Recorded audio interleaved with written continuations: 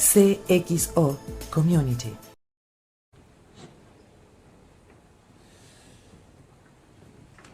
Recibimos un aplauso, Derek, por favor. Thank you. Welcome, everybody. I know it's nice and early. I'm getting used to Buenos time. I came in here from Vancouver in Canada. So I'm from Fortinet, of course, and FortiGuard. So all of our security research and services, threat intelligence, anything that's going into our product is from our FortiGuard area, which is my department. So I'm going to get into a little introduction of our team, what we do, start with that, and then give you an update on some things that we're seeing in the labs, threat trends, some techniques, so forth. Kind of a look into some things that we see in hacker forums, digital underground, economy, this sort of stuff. Also look at some predictions. Every year I author threat predictions at the beginning of the year. Around this time, like August, September, I like to revisit them and see what's been happening, where are we going, what should we be prepared for. And then I'm going to highlight some things on our new web portal we just launched. We've had our center, it's fortiguard.com. Feedback on it. Should I miss you all? And FortiClient Lite, which is an antivirus product that we have on there as well. So I'll get into that in a second and just start off with. Okay. I think, okay, we still have audio. I'll just yell if I have to. I still have a voice for now. So, what we do in FortiGuard Labs is we have worldwide sensors. It's called our FDN, FortiGuard Distributed Network. And we have over 700,000 appliances, FortiGates, gateway appliances shipped worldwide that are capable of doing antivirus, intrusion prevention, so any sort of vulnerabilities, exploit attempts, all of this, we can get feedback on. So it's really a two-way street of what we're doing here. We have research and analysis, so anything coming in from the wild, we'll be able to obtain samples. If we see a spike in threat activity, say there's a new spam campaign going on, like a mass mailer, spam bots that are sending email, and we see a big hash or a certain checksum, say a file attachment, we'll be able to obtain that from our intelligence network, analyze it, and see what's going on. And it's really a two-way street. So what's happening with our research is as that comes in, we make all of our information available on our FortiGuard web portal, fortiguard.com, which I'll highlight in a bit. As we look at these samples, we'll create a protection for it that'll go into our subscription updates and hit all of our devices worldwide. So the same network will update our devices, and we can do real-time queries, support anti-spam, web filtering, and so forth. So we're really doing a whole bunch of different things here, from antivirus to web filtering, anti-spam, application control, and so forth. There's a lot of different areas that we look at. It's very dynamic and exciting. So within the labs, what we're doing here is, maybe I'll just yell for now. And everybody can hear me okay, yeah? Yes. Okay. Okay, I'll just So what we're doing here is we have many specialist areas that we work with. So within our product, everything comes down from the services to the product. But within the lab, we have specialist areas. So we're looking at all these different things. So we don't just look at antivirus. So we have teams that will look at malicious web code on websites for anything, running obfuscated JavaScript code, so forth. We have teams looking just at rootkit detection. Botnet research, of course, is huge. We have some really cool intelligence networks that we work with, honeypot environments, controlled environments where we actually allow an active communication channel with attackers. So if they issue a new spam template download or a malware binary download, we'll be able to actually intercept that, analyze it, and push up protection. Malware research, of course, the whole idea of our research is that we want to drive our intelligence in our product. So say hackers, right? I mean, like malware malware developers are always trying, they know about us, they know about security vendors, they're always trying to evade antivirus detection, so they're building in new cryptors and packer techniques.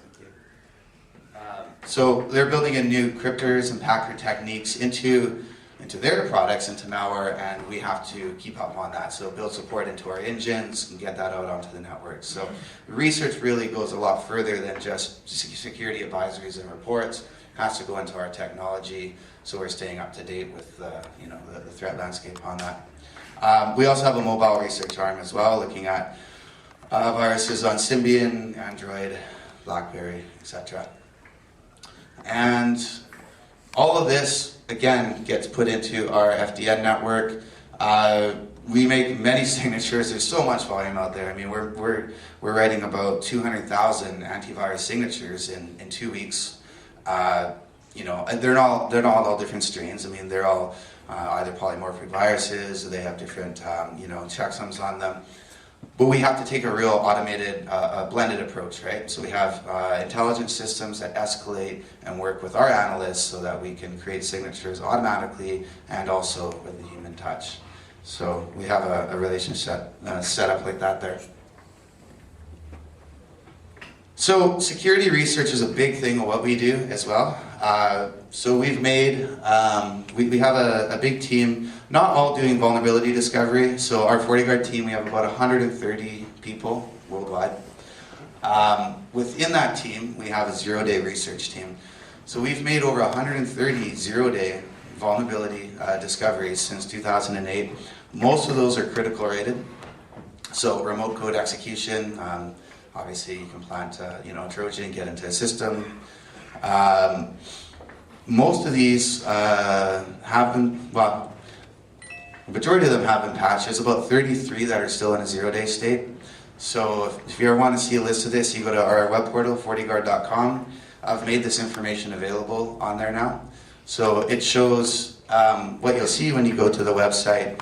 It'll show, obviously, very high level, just a listing of a numerator, a vendor. So we reported this issue to this vendor on this date. And then, of course, when it's patched, we do responsible disclosure. So we'll release an advisory in parallel with the vendor. And we always follow a responsible disclosure model, and I wrote all the guidelines for that too. So our team follows very closely with that. Right now, though, we have quite a bit outstanding. There's about six of those zero-days that have been in zero-day state for over 1 year, and almost 20 now in total that have been sitting there about 2 years too. So, of course, it takes a while sometimes for vendors to fix these issues. We all know that. But we try to also create protection at the same time. So when we discover proof of concept code for these vulnerabilities, we'll write a signature definition, get it out to our devices in the meantime, because really we're looking at a long time frame, usually 6 months to a year. So of course we want to be as involved in the research community as possible. That's why I'm here down in Ekoparty from Canada. We go to conferences worldwide. We present Virus Bulletin 100, Black Hat, CanSec West, all these different security conferences. We're a Microsoft partner, work with Microsoft, Adobe, so not only do we report vulnerabilities to them, but we're a partner as well. So through the MAP program, of course, they will send proof of concept code to us before Patch Tuesday, and we can develop signatures protection for vulnerabilities that others have reported to them. And we're also just newly joined a member of FIRST, so I'm our lead security liaison officer for that, attending forums. Again, the idea is just to get involved within the research community here. Virus Bulletin 100, of course, we do tests. We've earned 21 VB100 awards with our AV technology, FortiClient. And we're also CVE compatible now too. So if you ever want to find mappings, if you go to fortiguard.com, you can type in a CVE identifier. It'll come up in our encyclopedia, show you all the information about that vulnerability, what we know, what our protection is, and so forth too. And we continue, of course, to test with Virus Bulletin and get them involved in other forums too. Okay, so I've tried to paint a little bit of a picture here, but really, I mean, I talked about we have 200,000 signatures that we're writing on a bi-weekly basis. Well, where are all these viruses coming from? Like, what's the source of all this? Why is this happening? And really, it's a wildfire. I mean, it's fueled by various things. You have your cramware producers, right? I mean, these are the guys cranking out a lot of this code on different levels. I mean, if you go to any hacker forum, you got your different levels you can graduate to in there. On the producer front, you have junior developers. These are guys trying to make a quick buck. So what do? They take source code, compile it, change a couple parameters, try to make a new botnet, rebrand it. This is botnet C. You can buy it off me for $75. This is what the junior developers do. So I mean, that's a problem in itself. We're seeing more code variation just because of that. They don't have to be that technically adept. I mean, all they need is possibly know how to compile or even buy a kit, like a builder kit, and use it to make their own variation. Of course, on the higher level with the senior developers, these are the guys looking at more special platforms, developing payload for ARM platforms for mobile phones. Also, more advanced kits. I mean, you look at the notorious examples like SpyEye, Zbot, these sorts of things, right? Much more at a higher level, usually higher value that they sell for too. And usually what happens, of course, is that this will trickle down at some point. That's going to get leaked into source code, right? So I'm sure you might have seen in the news this year, those two kits I just mentioned, Zeus and SpyEye, both had their source code leaked. It's really inevitable, but this is the problem, right? As soon as source code gets out, those are high-powered weapons that these guys can use to attack systems and create their own variations of it. So this is a big problem. Now, what fuels that is we have the enablers, the crime services. So, I mean, now you don't even have to be technically adept, and this is where a lot of that volume is coming from, because anybody can hop on, say an IRC channel, go to an open forum, because not all of them are by invite. I mean, you can go to open forums. You got a little bit of cash in hand, some investment, you can go buy, find a junior developer if you want a basic, something that's probably going to be backdoored and attacking your system anyway, basic botnet kit. Go buy that, and if you don't know how to use it, well, guess what? You can turn to crime services, and there's open advertisements for consulting. If you need to know how to consult, if you don't know how to operate this kit. Hosting services, of course. If you want to spread that code and infect thousands of systems, and you don't have your own botnet, of course, you can go and rent one. Crime services again. And in fact, these criminal organizations here, what we see nowadays is that there's a focus. Obviously, everything's about monetization, with the exception of hacktivism, like we see with LulzSec and Anonymous. A little bit different motivation, obviously, on that front. But, what we see with these criminal organizations is there's one focus, and it's just to grow infrastructure. Because if they have that infrastructure, it's digital real estate, right? And they can use it to launch DDoS attacks, they can use it to install malware, and they can rent it out and use it as a service. So it's really more about just managing and building up their control, management consoles, and so forth. Okay, so back on the producer front, these are just some figures. This is, of course, prices will fluctuate and vary quite a bit. This is what we see on forums so often. $10,000 is pretty steep. Not that many people are going to pay that, but kits like SpyEye and modules have been advertised for that. But typically what we saw for private versions of Zeus, SpyEye, they'd sell for about $700 US. Code obfuscators, so these are the packers and crypto development that I was talking about.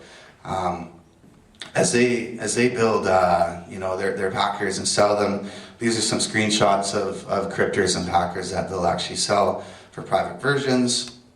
As they develop these, the whole goal is antivirus evasion again.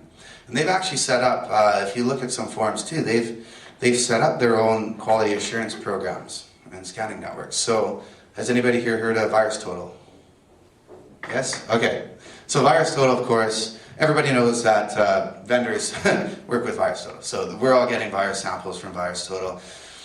So obviously when they're running their automated tests and advertising these things as FUD, fully undetected software, malware, they won't go to Virus Toto, they'll turn to their own scanning environments, right? Because they want to make sure that, well, first of all, that detection rates are low, and second of all, that that virus, vendors aren't going to be getting their samples at least right away. So on the service front, like I said, consulting you can get depending on what you're trying to do, what sort of services you're trying to run on there. Malware installations, this will vary by region, but typically it's about $100 per 1,000 installs. It's guaranteed as well. I mean, what we see with a lot of what we call loaders, these are botnet loaders, they install software and report back. It's all about management again, right? So they'll report back to the attacker saying, yes, I've successfully installed this binary.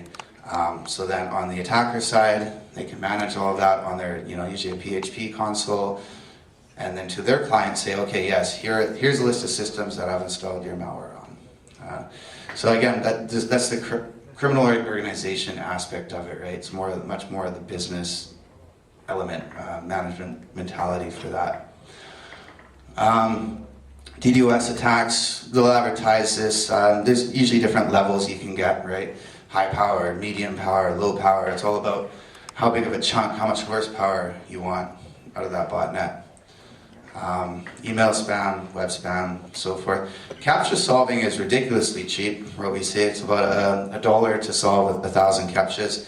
Of course, the captchas are the images that are in place to defeat automated technologies, but they've been defeated for quite some time now. So we've seen botnets like WebWhale that automatically connect to sites, crack captchas, and use webmail accounts like Gmail, Hotmail to send out emails. Kubeface, of course, before on Facebook was a very, very popular botnet also that relied on captcha solving. And what they use here is a human network. So typically what happens is the infected system will send the image back to the attacker. The attacker will then dispatch it to their captcha solving network, and essentially it's just a network of humans that they recruit. They advertise these recruitment positions, usually advertised as like data entry, but it's a network of humans sitting behind, typing in the image. It'll report back and say if it's successful or not. So if the human's not typing in properly, they're not going to get a payday at the end. So on modern threats, there's many different things. There's just two things I want to highlight here. I mean, there's so many different things and attacks that we see. On the mobile front, Zipmo and Spitmo recently. It's always the same evolution. I mean, before most of the mobile threats we saw were on Symbian OS. Now with everything happening, Nokia and Android obviously just rocketing on market share. We're seeing a lot of migration to that. So Zipmo, for those of you who don't know, is a mobile component of Zeus, and Spitmo is a mobile component of SpyEye. So SpyEye really is just a successor to the Zeus botnet. At the end of the day, the goal is the same, right? They're information stealers that have advanced capabilities like form injection. So when you go to a website, the threat is sitting resident on your system, and it can transparently inject code into the HTML form that is being displayed to your browser. So they'll often inject either messages or fields if they're going after things like additional identification that they need, like driver's license number or mother's maiden name. What was your first pet, right? All these common second security questions that they usually put in there. What happens with the mobile component, though, is in Europe and some other places, they employ two-factor authentication, MTAN codes, they're known as. So, the idea here is just to try to on a more rigid level, try to authenticate. So you log into the bank. Before you can log in, it sends a challenge code to your mobile device. You enter that PIN code, and then you get access to the banking site, two-factor authentication. Before, they're using a more primitive method. Now what they're trying to do is use it real time. So the infected system will actually inject code saying you need, as a new security measure on this banking site, you need to install a mobile application so we can verify, on a credential basis. They basically lure the user in to visiting a website with their mobile device because the system's already been infected. So because the system's infected, it's already stolen, harvested, bank account number, login, all the credentials. But it needs that challenge code that will keep coming up. So after they lure the user to the site, and both Zipmo and Spitmo do this, after they lure the user to the site, it'll install a malicious package. They've added a lot of OS support now. So we got Symbian, Android, BlackBerry, Windows Mobile, in the case of Zipmo as well. So Spitmo has just gone to Android right now, just recently, last couple of weeks. And once it's on there, of course, it has a configuration file, and it basically just sniffs for SMS messages. So what they do is, by infecting that, they have both systems infected. The SMS message, the challenge code comes in from the bank to their device, and then their device will forward that message off to the attacker. So the attacker gets the code, and they can log in anytime that they want, as long as obviously the infected user's cell phone's on, and most people's, let's face it, most people's cell phones are on all the time anyway. So the latest revolution of this was Spitmo. We just saw within the last week, it was signed with a public test key from a CyanogenMod, and is using Spanish web server, Polish domains on here too. So there's a lot of things happening on the mobile front. This is just some code from Zipmo, packet captures, and some IDA shots. Ransomware is another thing we're seeing. MBR infectors. So this is actual code when you boot up your system. It overwrites your master boot record. So by doing so, it completely locks out the system. It changed partition table information. You have to go to the website, buy a code to actually get access to your system back. It's about $100 US. There's another variation of this that will actually encrypt documents using both symmetric and asymmetric encryption we've seen on this. So the idea, of course, is to physically alter these document files, and then by doing so, even if you clean the threat from your system, you can't get your data. You have to pay for the private key. So they're getting much more aggressive, and then these are some of the messages that they'll usually flash up to once the system's been infected. Very threatening. It's in your face. A different approach, yeah. I mean, a lot of threats today are pretty transparent too. So this is a little scary aspect too, because it's actually damaging. Okay, so I'm just going to wrap up as just a flash talk. I just want to give you a quick update on the threat scene, and I'm going to wrap up with a couple things on predictions in the FortiGuard Center. We've seen spam rates actually drop as a result of botnet takedowns. It's been great. We've seen botnet takedowns with Restock, CoreFlood, a lot of prosecution and action happening, which is awesome. We're not completely safe from this, of course. Any spam botnet that's built up, those rates are going to go back up. I'll quickly run through my predictions. I entered at the start of the year. So this was issued December 2010. What have we seen? Increased global cloud rogue takedowns. So this has been good. Like I said, the FBI has been involved with the CoreFlood takedown. Microsoft, of course, with Restock. And it's been a lot of buzz on the scareware front too. TDL4 rootkit, very cool. The idea of this is that each machine has a real estate value, there's quality assurance. What we see now is when a machine is infected, within usually 10 hours or less than a day, it leads to about 12 infections, because they're just downloading, trying to make this money and installing so many threats on the system.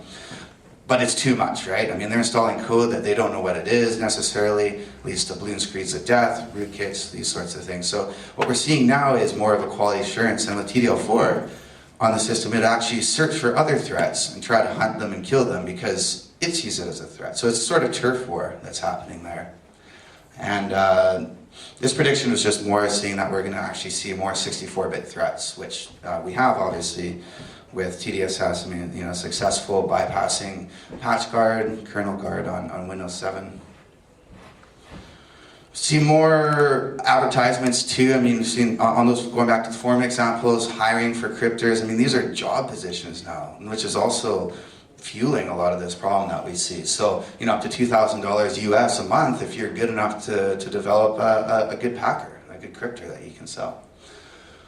Source code is the other big problem, and we've seen some problems with this. There's some governments in Japan, they introduced a cybercrime law in Parliament. So it actually seeks 3 years in prison or $6,000 in fines simply if you store source code, malicious source code, or a malicious binary like a kit on your system. Of course, it's controversial because, what happens if you're a virus analyst or something, but they've actually taken action and prosecuted one person, at least, as far as I know, on this. Okay, so I think heading further, it's just natural to see mobile evolution. So I talked about ransomware. I think it's very plausible to see these sorts of ransom flavors might float over to Android and other phones, locking out cell phones. People might freak out if they can't access their Facebook account and would be more than willing to pay $100 US to get access to their phone again. Any sort of corporate ransom celebrity, once information is stolen, hey, you pay us, so we're going to put this on to, make it public, right? I mean, look at things that have been happening with like Scarlett Johansson and this on the mobile phones. Voluntary botnets, infrastructure growth, this is just going to make more of that infrastructure available, I think. It's like, it's already like what we see with LulzSec and Anonymous, those groups, because they're more of the, political hacktivism motivation. Okay, so I think just wrapping up out of time here, I just wanted to give you a quick example, and I'd invite you to go to FortiGuard.com. This is our new web portal, so you get access to all the information on here for the latest threats that we're seeing. All of our media, we're trying to do educational tools, so this features myself. I do monthly podcasts with Network World. We have security videos on there. Our zero-day research, of course, I already explained. We have bi-weekly reports with recaps that we write. Here's what's been happening in the last 2 weeks. And then links to our advisory and blog on there as well. And we have an interactive tool if you want to see what threats are happening, where in the world. You can look at for malware detections, intrusion prevention, what vulnerabilities are hot right now. You can go online, have a look. We made it interactive so you can see on what regions too, like what regions are hotter than others, where is this activity actually happening.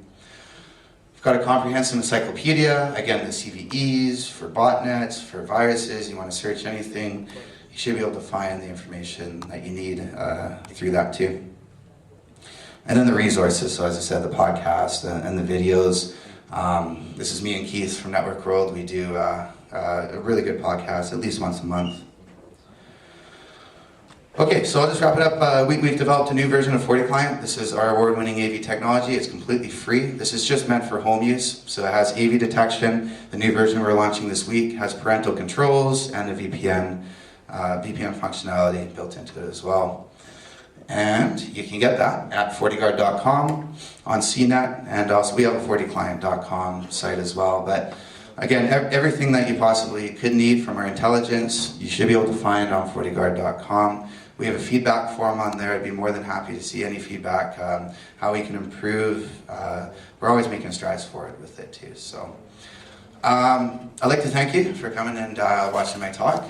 I look forward to meeting a lot of you during the Ekoparty conference. It's my first time down here to Buenos. I've been having a really good time so far, and I look forward to everything coming up. So thank you.